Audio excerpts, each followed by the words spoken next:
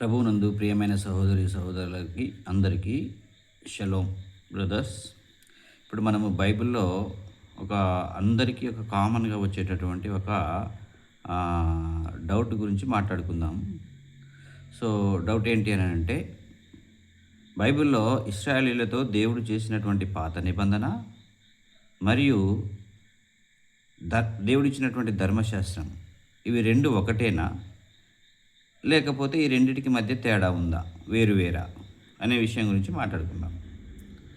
So ఇది మాట్లాడుకోవాలి అని అంటే మనము దాన్నే పోలినటువంటి ఇంకొక కాన్సెప్ట్ గురించి మాట్లాడుకుందాం. అది దానికి సిమిలర్గా ఉంటుంది కాబట్టి ఇది అర్థం చేసుకుంటే అది కూడా అర్థమవుతుంది అనే ఉద్దేశంతో ఇది చెప్తూ ఉన్నా. విషయం ఏంటంటే, భాషాపరంగా కానీ, జాతిపరంగా కానీ, కల్చర్ పరంగా కానీ ఒకే మూలాలు కలిగి ఉన్న ప్రజలు లేదా డిఫరెంట్ మూలాలు కలిగి ఉన్నప్పటికీ అందరూ కలిసి ఒక్కటిగా బ్రతకాలనే ఉద్దేశంతో కలిసి వచ్చి వారి చుట్టూ ఒక ఏరియాలో నిర్ణీత బౌండరీలు పెట్టుకొని ఆ బౌండరీ లోపల కామన్ ఉద్దేశంతో బ్రతికే వాళ్ళందరినీ కూడా ఒక దేశం అంటారు. సో ఇలా ఈ ప్రజలందరూ కలిసి ఒకే భావజాలంతో ఒకే ఎథ్నిసిటీ ఉన్నటువంటి ప్రజలందరూ కలిసి ఒకే గ్రూపుగా జీవించాలని అనుకున్నప్పుడు వాళ్ళందరూ కూడా కొన్ని రూల్స్ ఫ్రేమ్ చేసుకుంటారు. ఆ రూల్స్ ఫ్రేమ్ చేసుకొని వీటికి అనుగుణంగా మనం బ్రతకాలి అని చెప్పేసి ఒక సెట్ ఆఫ్ రూల్స్ తయారు చేసుకుంటారు. ఈ సెట్ ఆఫ్ రూల్స్లో ఏముంటాయని అంటే, ఈ దేశంలో ఉన్నటువంటి ఆ ప్రజలు ఏం చేయొచ్చు, ఏం చేయకూడదు అనేవి ఆ రూల్స్లలో ఉంటాయి. సో డూస్ అండ్ డోంట్స్ అనేవి రూల్స్ ఉంటాయి. ఈ డూస్ అండ్ డోంట్స్ అనే రూల్స్ కలిగినటువంటి ఒక పుస్తకాన్ని, సంపుటినే ఏమంటారు అని అంటే కాన్స్టిట్యూషన్ అని చెప్పేసి అంటారు. అంటే ఆ దేశం యొక్క కాన్స్టిట్యూషన్లో ఏం రాయబడుతుంది అని అంటే, ఆ దేశ ప్రజలు ఏ విధంగా బ్రతకాలి, ఏ రూల్స్ని అనుసరించి బ్రతకాలి, ఏ రూల్స్ని బ్రేక్ చేయకుండా బతకాలి అని చెప్పేసి అందులో రాసుకుంటారు. సో కాన్స్టిట్యూషన్ అంటే అర్థం ఏంటంటే, ఒక దేశం యొక్క ప్రజలు ఏ విధంగా బతకాలి, ఏ విధంగా బతకకూడదు అని చెప్పేసి నిర్దేశిస్తూ రాసుకునేటటువంటి ఒక గ్రంథం, అదే కాన్స్టిట్యూషన్. అయితే ఈ దేశంలో ఉండే ప్రజలు వాళ్ళ హృదయంలో మాత్రం అందరు కలిసిమెలిసి బ్రతకాలని చెప్పేసి అనుకున్నప్పటికీ వాళ్ళకు ఉండేటటువంటి ఇన్సెక్యూరిటీ ఫీలింగ్తో లేదా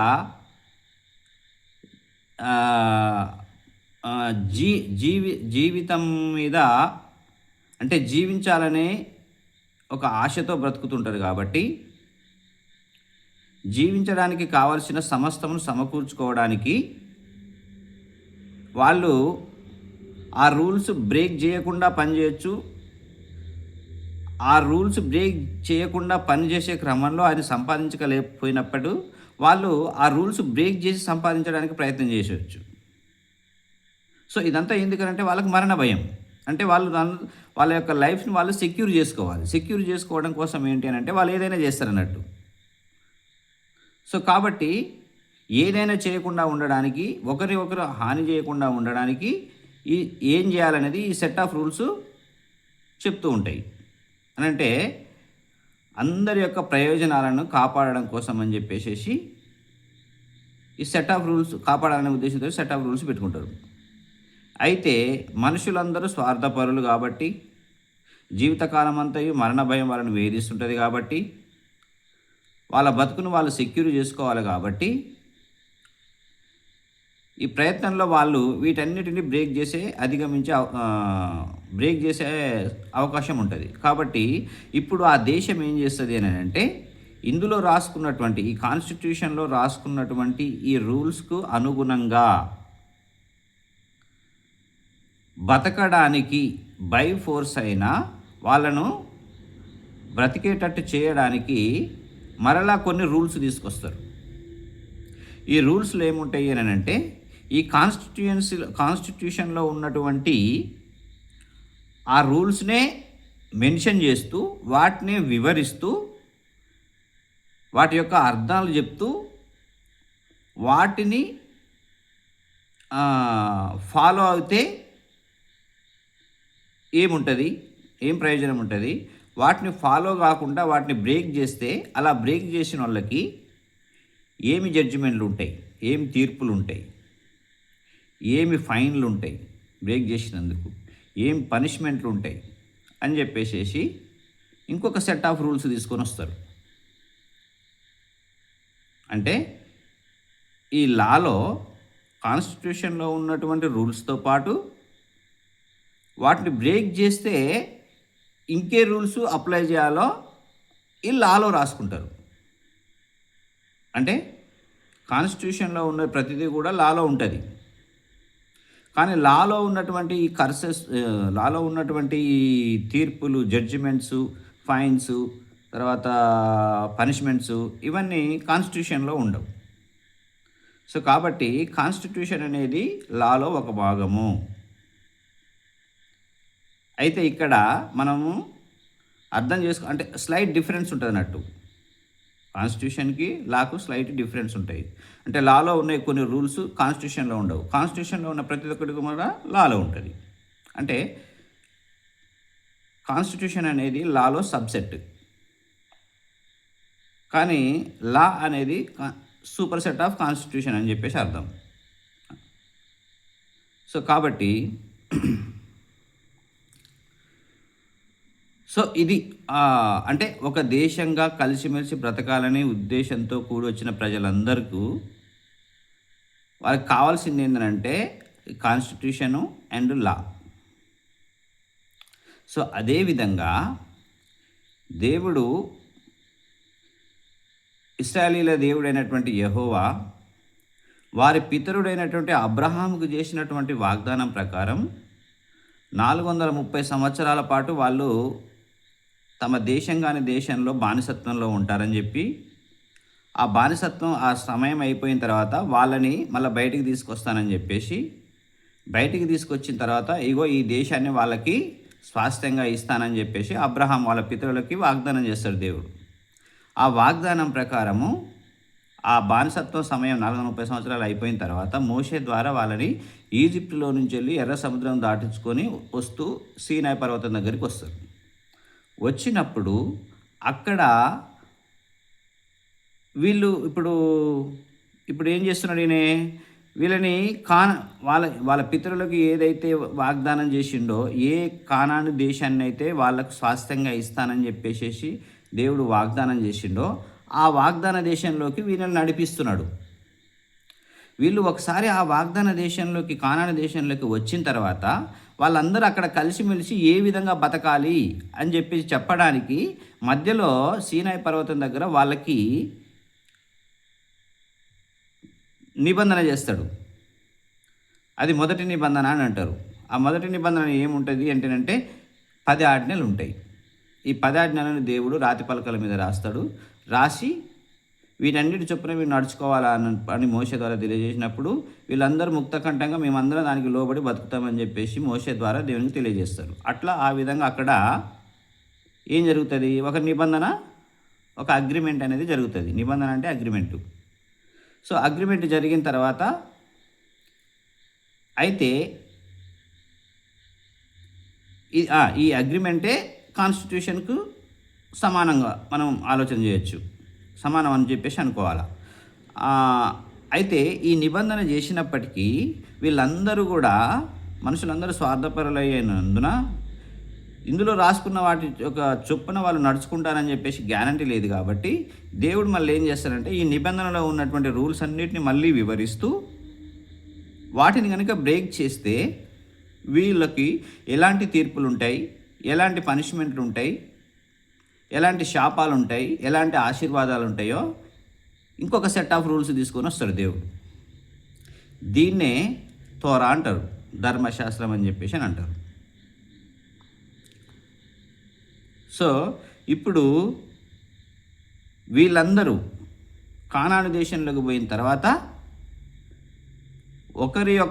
అందరి హక్కుల పరిరక్షణ కోసం అని చెప్పేసి ఈ తోరా అనేది తీసుకొని వచ్చిండు దేవుడు.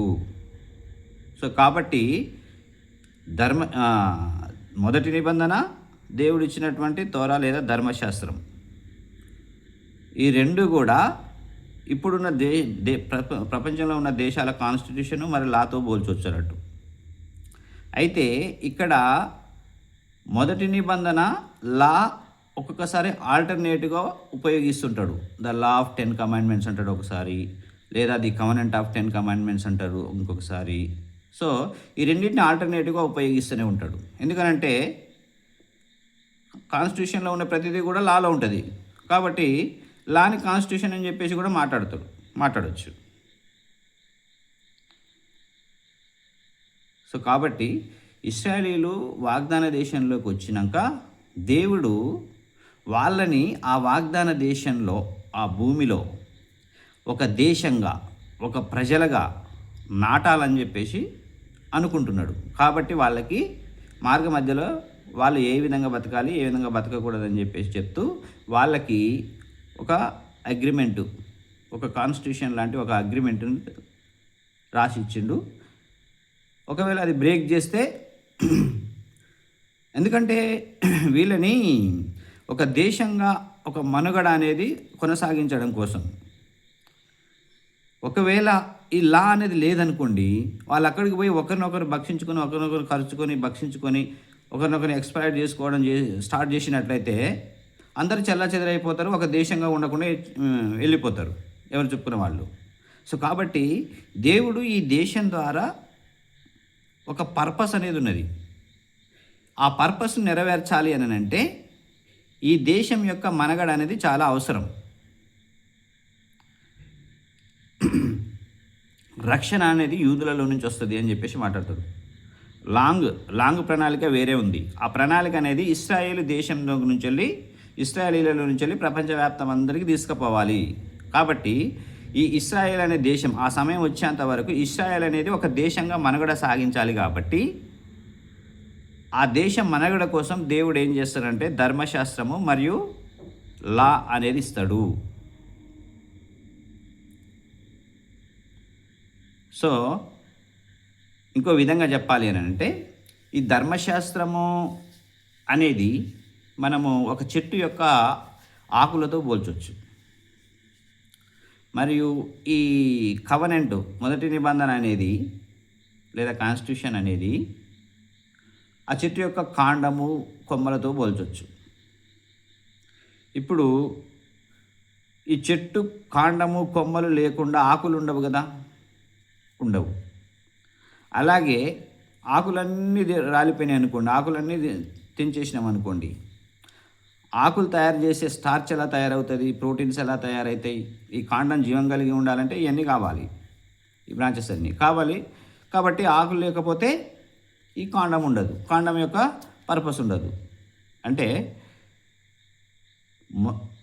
కాన్స్టిట్యూషన్ అనే దానికి లా అనేది ఇంపార్టెంటు. ఎందుకంటే కాన్స్టిట్యూషన్లో ఉన్న వాటి ప్రకారం నడుచుకోవడానికి లా సహాయం చేస్తుంటుంది. కాబట్టి కాన్స్టిట్యూషన్ ఎంతైనా అవసరం. సపోజ్ లా ఉంది, లా అనేది లేకుంటే కాన్స్టిట్యూషన్ యొక్క పర్పసే ఉండదు. కాన్స్టిట్యూషనే లేకపోతే లా యొక్క అవసరతనే ఉండదు. కాబట్టి ఆకులు, కాండము, కొమ్మలు ఇవన్నీ కలిసి ఏ విధంగా ఒకటే చెట్టో అదేవిధంగా ధర్మశాస్త్రము, మొదటి నిబంధన రెండు కలిపి ఆల్టర్నేట్గా ఒక్కొక్కసారి సైమల్టేనియస్గా ఒకటేసారి సేమ్గా ఉపయోగిస్తారు అన్నట్టు. సో స్లైట్ డిఫరెన్స్ ఉంటుంది, కానీ ఆల్మోస్ట్ సినానమస్గా ఉపయోగించవచ్చు అన్నట్టు, ఒకే విధంగా ఉపయోగించవచ్చు. సో అది నేను చెప్పాలనుకుంటున్నా. అందరికీ అర్థమైందని చెప్పేసి అనుకుంటున్నా. షలోమ్ బ్రదర్స్ అందరికీ.